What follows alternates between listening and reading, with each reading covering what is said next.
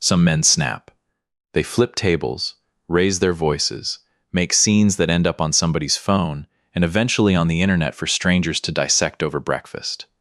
I am not that man. My name is Michael Anderson. I am 53 years old. I manage warehouse logistics in Columbus, Ohio. I drive a 2014 Ford F-150 with a cracked rearview mirror that I keep meaning to fix and never do. I eat the same turkey sandwich for lunch every single weekday because I decided at some point in my 40s that I liked it. And life is too short to second-guess us a good sandwich. I also wrote a check for $42,000 so my daughter could have the wedding she always dreamed of. She used that wedding to tell 200 people I was a punchline. And I just sat there, smiled, adjusted my clip-on tie. I didn't know then that the most satisfying moment of my entire life was less than 30 minutes away. Welcome to Real's Dad Truth. Before we continue with today's story, please take a moment to support us by giving this video a like and subscribing to the channel.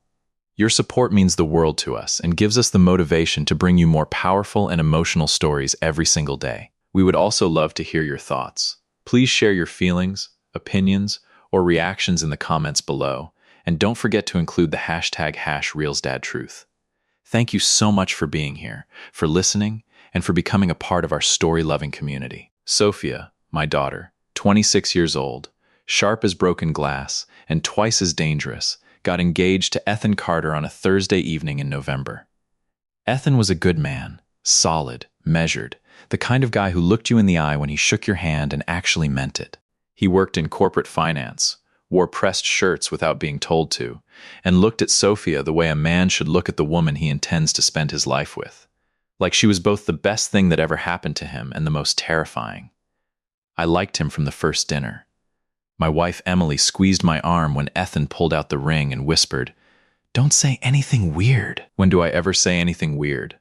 Patient expression of a woman who has been married to me for 19 years and has a very thorough archive. The thing at Thanksgiving, she said, that was one time.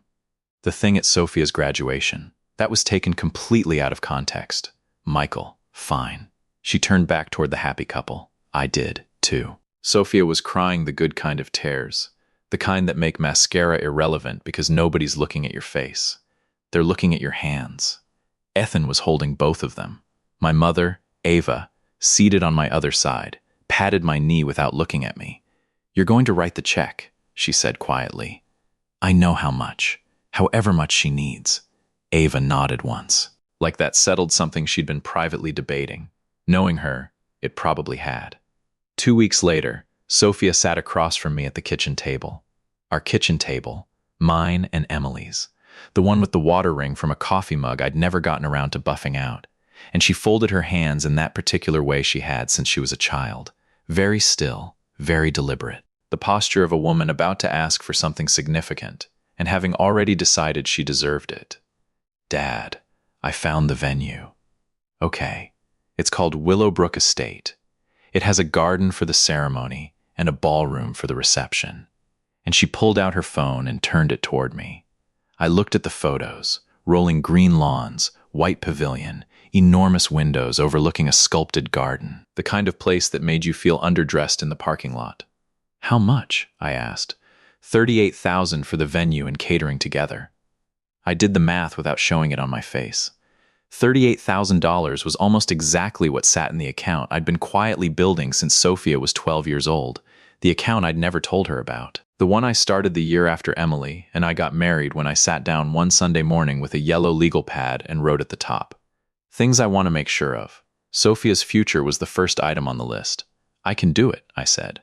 Her composure cracked just for a second, but I saw it. The little girl who used to fall asleep on the couch watching cartoons was right there behind the carefully constructed adult face, and she was so relieved she almost couldn't stand it. She came around the table and hugged me with both arms. "Thank you, Daddy." She hadn't called me that in years. I hugged her back and didn't say anything because some moments don't need commentary. I added $4,000 for flowers and a DJ. $42,000 total. I handed her the check inside a birthday card because it was the only envelope in the house. She laughed at the card. I laughed too. Emily found me in the kitchen afterward washing out my coffee mug. "You used the whole account." She said it wasn't a question. Yeah, then good. That was it. That was Emily. 19 years of marriage, and she still had the ability to say exactly the right thing in exactly the fewest possible words. I didn't know then what that check would mean by the end of April. Here's something you should understand about Sophia and me before we get to the part where things fall apart. We love each other. I want to be precise about that because what happens later could make it sound otherwise, and it isn't otherwise. It's just complicated in the particular way that fathers and daughters can be complicated when there's been a divorce involved. And a lot of miles in a story, one of them has been telling herself for longer than she realizes. Sophia's mother and I split when Sophia was 14. What matters is that after the divorce, Sophia lived with me in Columbus during the school year and spent summers with her mother, who had moved to a bigger city and built a bigger life with a bigger house and a man with a more impressive job title. I'm not bitter about that. I understood it. People make their choices and build their lives, and sometimes those lives look very different from the lives they left behind. What I didn't fully account for was what it does to a child to grow up measuring two households against each other. My household was a 3-bedroom ranch in a quiet neighborhood.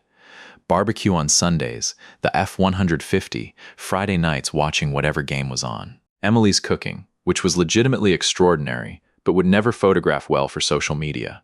Comfortable, predictable, mine. Her mother's household, from what Sophia described over the years, involved vacations to places I'd need to look up on a map and dinner parties in a kitchen that had been professionally renovated twice.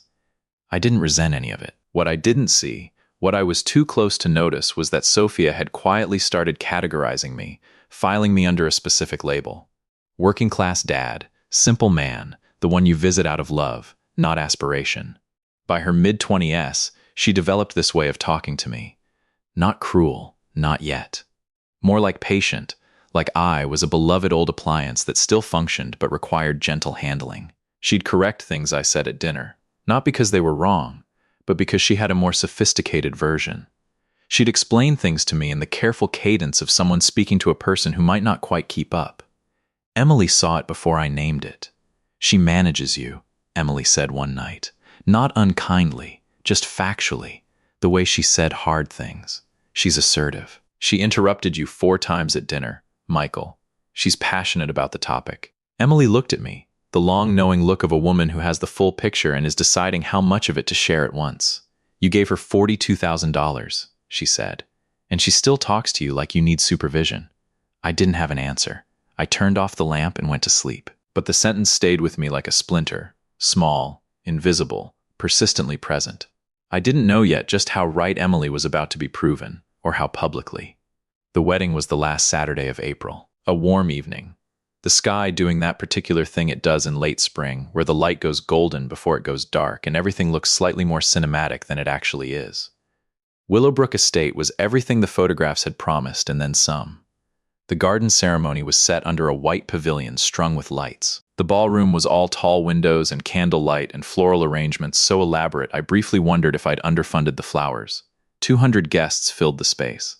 Ethan had a large, warm family, and Sophia had spent a decade curating an impressive social world. Emily and I arrived and found our seats, table 4 near the back. I noted this with the specific dry amusement of a man who had just signed the venue's largest check. Table 4, I said to Emily. Don't. I'm just noting the location. I know what you're noting. Don't.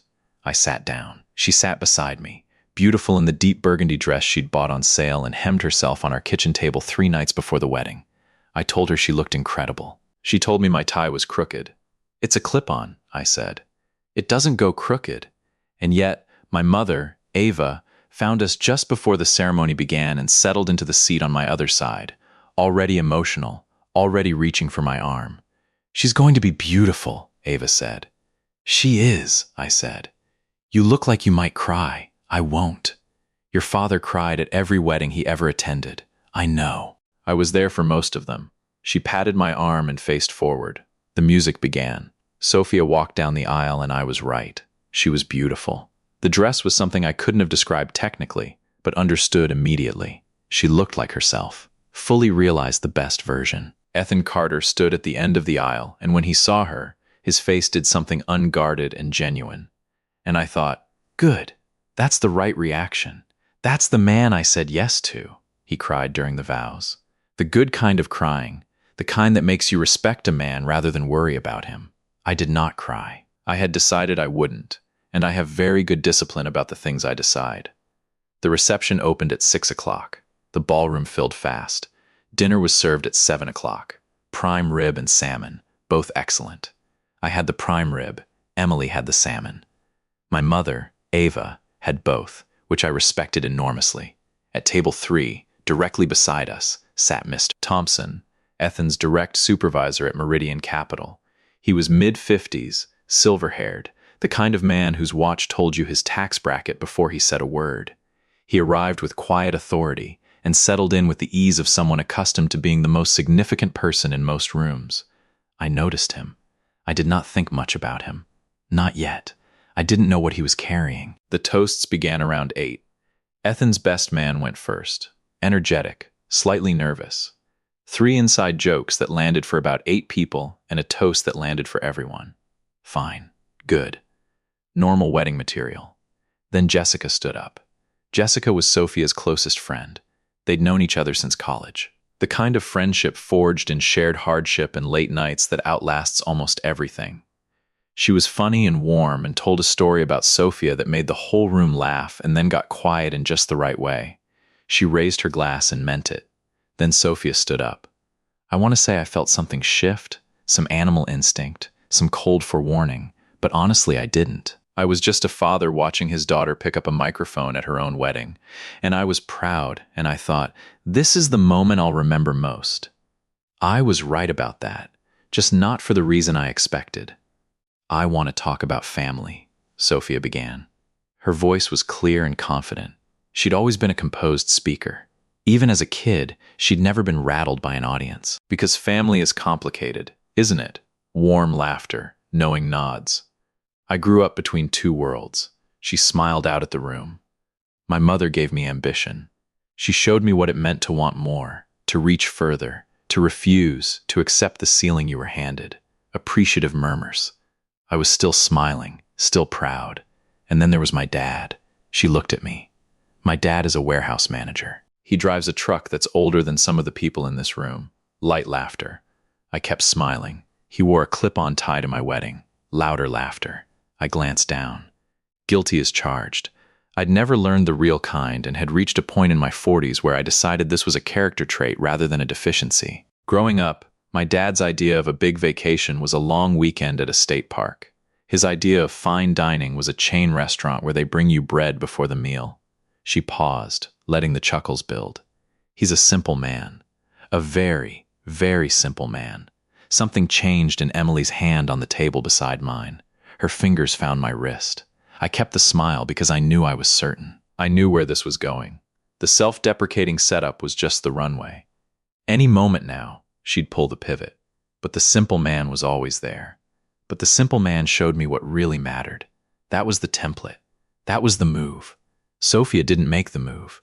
I've had to come to terms with my roots, she continued pleasantly. We don't choose where we come from. We don't choose our circumstances. We only choose what we do with them. She smiled at Ethan with a warmth that was entirely genuine.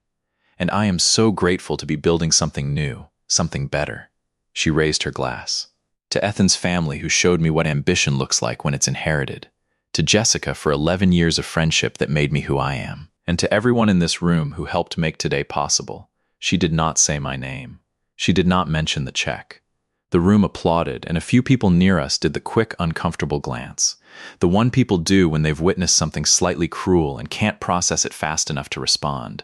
I saw it at the table to the right. I saw it in the careful stillness of my mother, Ava, beside me. Emily's hand was a vice around my wrist. I took a sip of water. I was not going to flip a table. I was not going to stand up and announce to 200 people that I had written a $42,000 check and received a punchline in return. I was not going to cry or shout or make my daughter's wedding the night her father made a scene. I just sat there, smiled, adjusted my clip-on tie, and I did not notice, not yet, that Mr. Thompson at table 3 had gone completely, unnervingly still. Here is what I have learned about quiet people over 53 years. The world underestimates them systematically and pays for it eventually. Sophia had spent years underestimating me. What she hadn't accounted for was that the room contained a man who knew something the rest of them didn't. A man who had been sitting 12 in to my left all evening, eating his prime rib, carrying 11 years of information like a card in his breast pocket, waiting without even knowing he was waiting for the moment to play it. Mr. Thompson set down his wine glass. He leaned slightly toward the woman beside him and said something quiet. She looked at him with wide eyes and nodded once. Then he pushed back his chair and stood up. He was unhurried, completely, almost unsettlingly calm. The way men are calm when they have nothing to prove and have simply decided something needs to be said. He walked to the front of the room. The J, confused, handed him the microphone without being asked. "I apologize for the interruption," Thompson said. The room quieted immediately. There was something in his voice that made rooms do that. "My name is Thompson. I'm Ethan's direct supervisor at Meridian Capital, and I've had the genuine pleasure of watching this young man build a career worth watching." He nodded once at Ethan, who looked simultaneously grateful and bewildered. "But I'm not standing up here to talk about Ethan." A pause long enough to matter. "I'm standing up here because I heard a name tonight that I was not expecting to hear, and I've sat with it for about 20 minutes, and I've decided I cannot in good conscience stay in my seat," still smiling. She probably thought this was another toast, another tribute, another perfectly choreographed moment in her perfectly choreographed evening. "Michael Anderson," Thompson said. 200 heads turned. I sat very still. When the father of the bride was introduced to me earlier this evening, Thompson continued, "I almost couldn't finish my dinner because I know that name.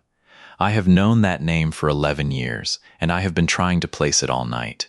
And about 20 minutes ago during that speech, it clicked. 11 years ago, a logistics routing system called Anchor entered the market. It was licensed quietly, sold quietly, and eventually acquired twice over. I was on the board of the company that made the second acquisition. He let that settle. Anur was, and I want to be precise here because I've worked with a great many systems in 25 years. Anur was one of the most elegant pieces of operational architecture I have ever encountered. Genuinely, we deployed it across 11 distribution networks. It employed efficiencies that our own engineers spent 2 years trying to reverse engineer before they finally just accepted it and built on top of it. He looked at me directly.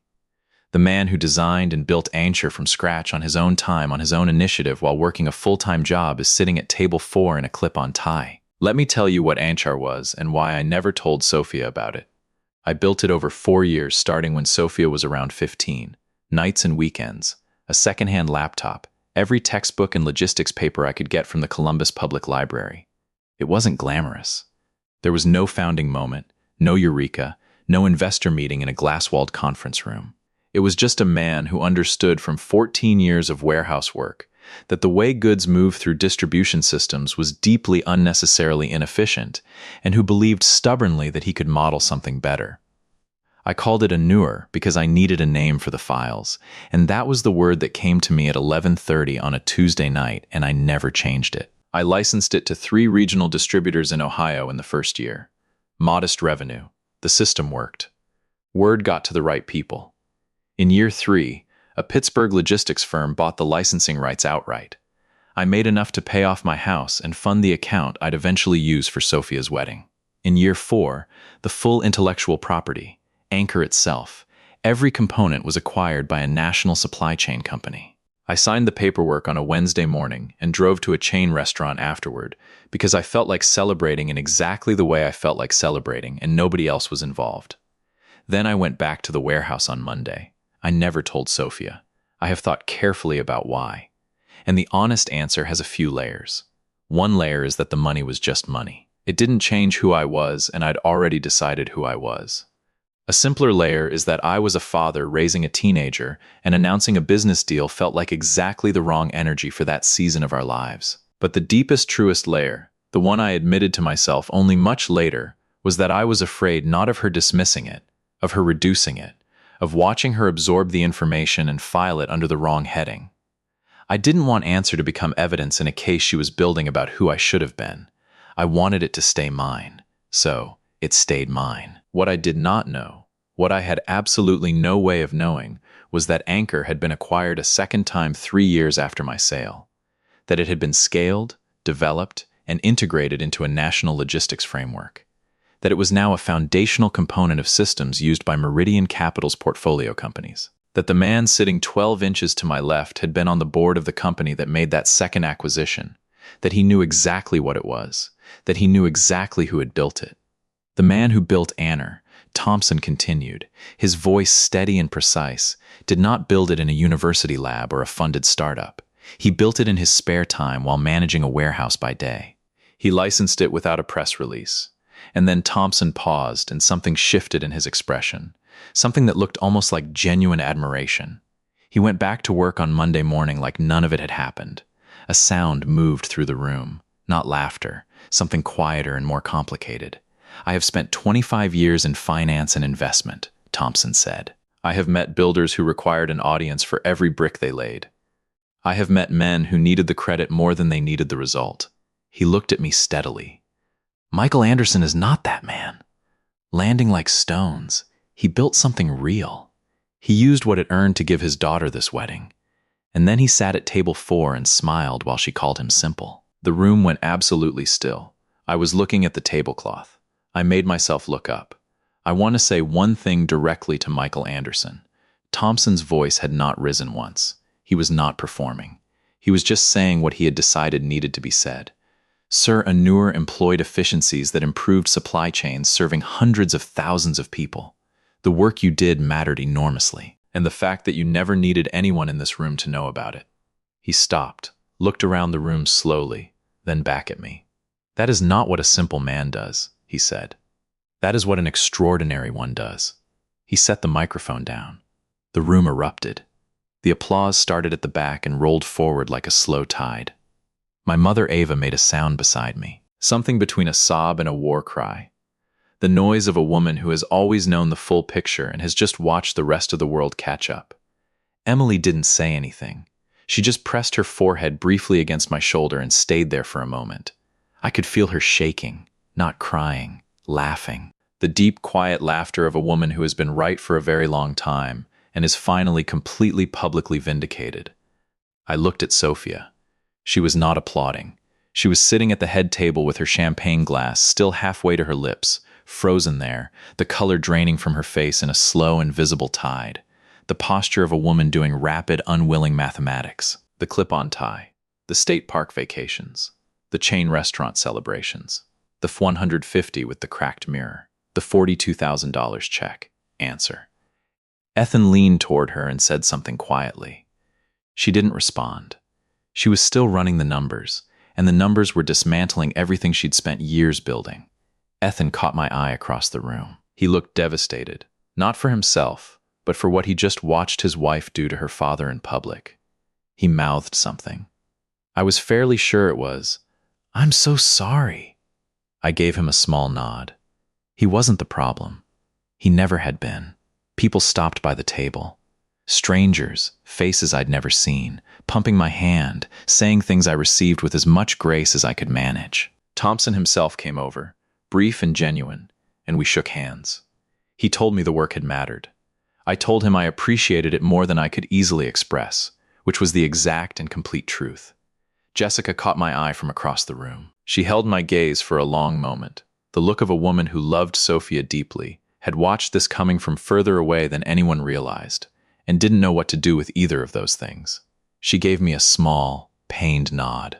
I nodded back. About 15 minutes after Thompson sat down, Sophia appeared at my elbow. I looked up, and there she was. The composure she'd spent 26 years perfecting had finally cracked. Not dramatically. Sophia didn't do dramatic unless she planned it, but the cracks were there. 2 real tears had made it down her face before she could manage them. Her hands were clasped in front of her the way they'd been at the kitchen table when she asked for the check. Composed, deliberate, but this time afraid. "Dad," she said. Her voice was small. I hadn't heard it that small since she was a child. I looked at her. "I didn't say anything. I didn't know about Anchor," she said. "I swear to you, I didn't know. I know you didn't. Why didn't you tell me?" I was alone at the table, and I took a slow breath, and I looked at my daughter the way you look at something you've been carrying for a long time and have finally decided to sit down. "Because it was mine," I said, "and I didn't need you to validate it." She flinched just slightly. "Dad, I'm so sorry." I thought I was being funny. I genuinely thought Sophia. My voice was level, Quiet the way it gets when I mean every word. You stood at a microphone at a wedding I paid for, in a venue I paid for, wearing flowers I paid for, in front of 200 people, and you used that moment to tell them I was simple. I paused. You didn't do that by accident. You did it because somewhere you have always believed it. Tonight you just finally said it out loud. Her jaw tightened. Another tear broke free. That's not fair. You called me simple in front of my coworkers, in front of your grandmother. I glanced toward where Ava was sitting, still dabbing her eyes, in front of my wife. I know what I did. That's why I'm standing here. You're standing here? I said, because a man at the next table happened to know something about me that changed the room's opinion. If Thompson hadn't stood up, if Anchor had stayed quiet the way I kept it, you'd have gone to bed tonight, proud of that speech. The truth of it hit her face like a cold wind. I watched her want to deny it and find she couldn't. I'm sorry, she said again. And this time it was smaller, more real. The apology of someone who has just looked at themselves clearly and doesn't like what they found. I know you are, I said. Can you forgive me? And there it was. The question, the one she'd come over here to get answered. The resolution she needed so she could close this chapter and move forward into her shiny new life with her conscience settled. I looked at my daughter for a long moment, at the dress I'd paid for, at the venue visible through the ballroom windows, at the tears that had only arrived once the room turned. No, I said. The word landed quietly. No heat, no raised voice, just a door closing. She blinked. What? Not tonight, I said. Maybe not for a long time. I picked up my water glass and held it without drinking. Forgiveness isn't something you get because you ask for it at the right moment, Sophia. It's something that gets built back slowly over time through different choices. I set the glass down. You haven't made any different choices yet. You've only just found out that being cruel to me had witnesses who knew better. The color that had drained from her face didn't come back. Dad, I love you. I said that's true, and it doesn't stop being true. But love and forgiveness are two different things. And you don't get to decide the timeline on the second one just because you're ready to move on. I straightened my clip-on tie. Enjoy the rest of your wedding, sweetheart, I said. Ethan's a good man. Be good to him. And I walked away from the table. Thompson caught me near the exit just inside the lobby while Emily went ahead to get her wrap from the coat check. He extended his hand. I shook it. I hope that wasn't overstepping, he said. You mean publicly revealing my career history to 200 people at my daughter's wedding? He held my gaze, unsure. It wasn't, I said. Thank you. I mean that. He nodded, visibly relieved. Answer deserved to be said out loud at least once. I've owed that to the work for 11 years. How did you even remember the name? Because it was that good, he said simply. You don't forget architecture that clean. Our engineers talked about it for years. He tilted his head slightly. She didn't know. No. Does that bother you that she spent all this time not knowing? I considered that honestly.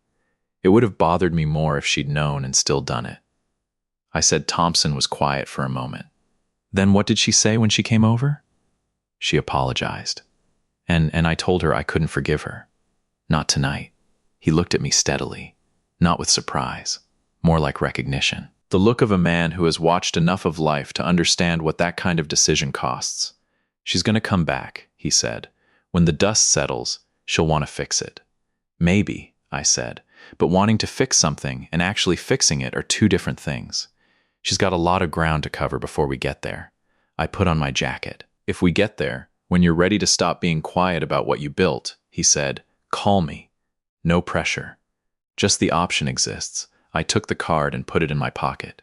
Emily appeared at my elbow, wrap over her shoulders, reading my face the way she'd been reading it for 19 years. Ready? She said. Yeah! We walked out into the April night. The air was cool and clean, and the parking lot was quiet. Most of the guests still inside. Our footsteps were the only sound until we reached the UF 150, and I unlocked it, and we both got in.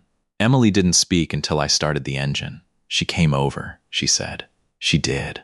What did she say? I told her I loved her and that I couldn't forgive her. Not tonight.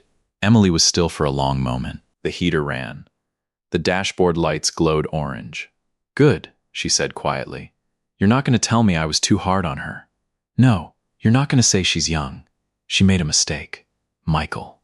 Emily turned to look at me directly. She rehearsed that speech. She chose every word. She stood at a microphone you paid for and told 200 people her father was someone to be pied. Her voice didn't rise. It just got more precise. She didn't trip and fall into that. She walked there deliberately, and she would have walked away clean if Thompson hadn't been in that room. I pulled out of the parking lot. She cried.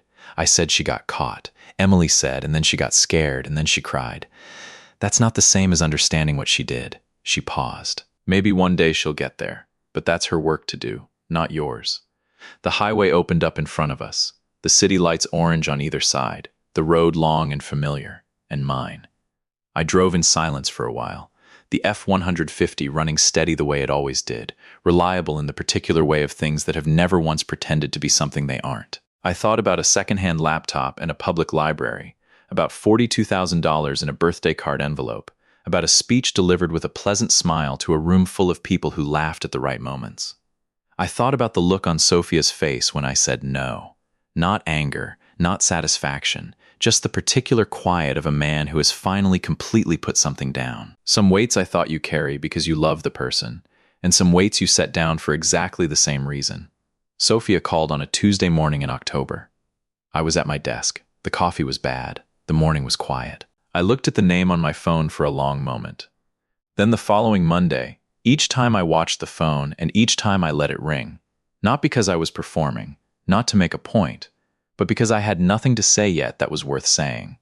And I'd lived long enough to know the difference between a wound that had healed and a wound that had just stopped bleeding. The voicemails accumulated.